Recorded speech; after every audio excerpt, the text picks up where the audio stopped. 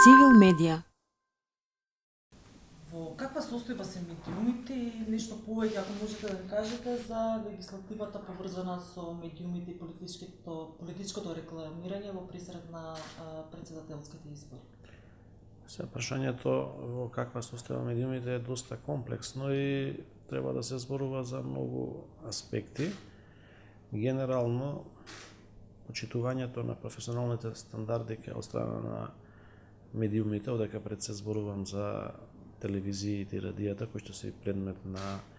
регулација од страна на агенцијата, бележат позитивна нагорна линија. Може да се каже дека и последниот период и воопшто не се појавуваат прилози или емисии во кои што имаме говор на омраза или дискриминација од било каков вид и се надевам дека тој тренд ќе продолжи понатака, додека во делот на платеното политичко рекламирање направени се измени последниве 9 месеци, две измени на изборниот законник, првата крајот на јули минатата година и втората во крајот на јануари оваа година, со кој што е предвидено платеното политичко рекламирање на политичките партии, учесници во изборите, да се плаќа од страна на Министерството за финансии, што според нас како агенција не е добро и ние жестоко реагиравме летото минатата година кога беа направени измените и сега кога беа допрецизирани овие елементи. Сметаме дека не е добра пракса, односно нема таква пракса во европските земји, политичките партии да добиваат пари за платеното политичко рекламирање. Ние на тој став обстојуваме, имаме поддршка и од новинарските здруженија и од другите медиумски организации. Се надеваме дека во наредниот период овие одредби од изборниот законник ќе бидат сменети, иако сме свесни дека постои истав кај сите политички партии, односно многу тешко би се откажале од овие одредби, бидејќи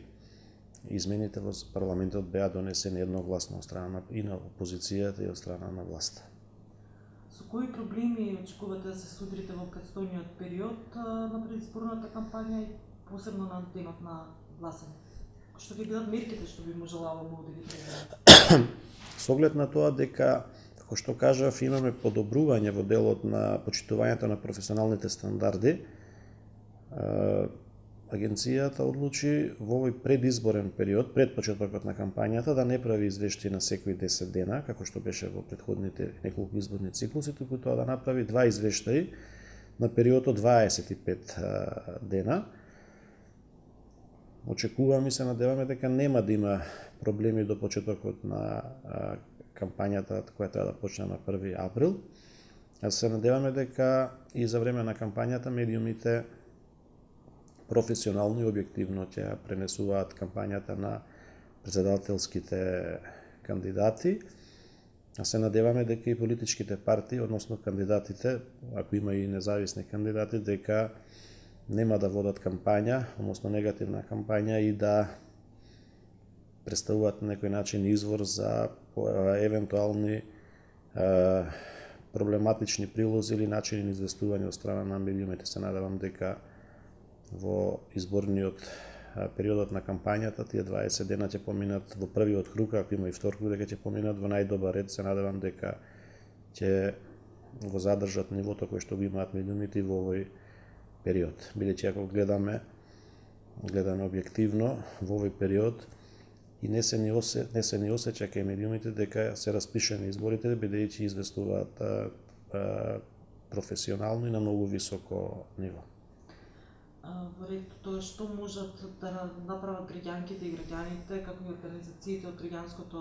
општество да помогнат во подобрување на состојбите поврзани со медиумите во изборен контекст, иако рековте вие дека веќе се во некоја многу подобра ситуација и состојба од колку што беа во претходниот период, сепак која е,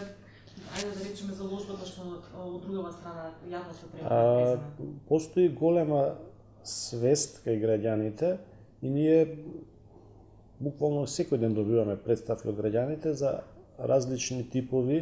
на прекршување на законот, не само на изборниот закон, туку и на законот за медиуми и законот за аудиовизуални медиумски услуги, од страна на електронските медиуми, односно радијата и телевизиите. Не секогаш реакциите на граѓаните се оправдани, меѓутоа тоа покажува со самото тоа што праќаат своји забелешки или представки дека нивото на медиумска писменост кај граѓаните и граѓанките кои што ги следат медиумите е на многу веќе повисоко ниво и не може да поминат незабележани одредени активности кои што евентуално би ги преземале медиумите во насока на тоа да не ги почитуваат професионалните стандарди. Минатите изборни циклуси се случуваше за време на денот на гласањето да имаме и за време на молкот да има прекршување на изборниот молк од страна на медиумите, но за прв пат за време на референдумот, прв пат после долги години се случи да за молкот да воопшто нема ниту едно прекршување кај ниту еден медиум, иако беше следен референдумот од огромен број на медиуми. Се надеваме дека тоа што беше ситуација и состојба со референдумот не било исклучок, туку ќе се потврди, ќе се повтори сега за време на кампањата за председателските избори и за време на молкот кој што ќе биде за време на председателските избори. Медиумите ќе докажат својата улога во општеството и нема да има прекршување на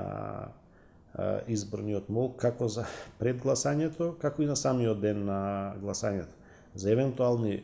проблеми кои што би настанале, ако за кои што не се одговорни медиумите за однесувањето на кандидатите на политичките партии, одговорноста треба да се алоцира, ако има евентуални проблеми кај политичките партии, а не кај медиумите. Цивил медија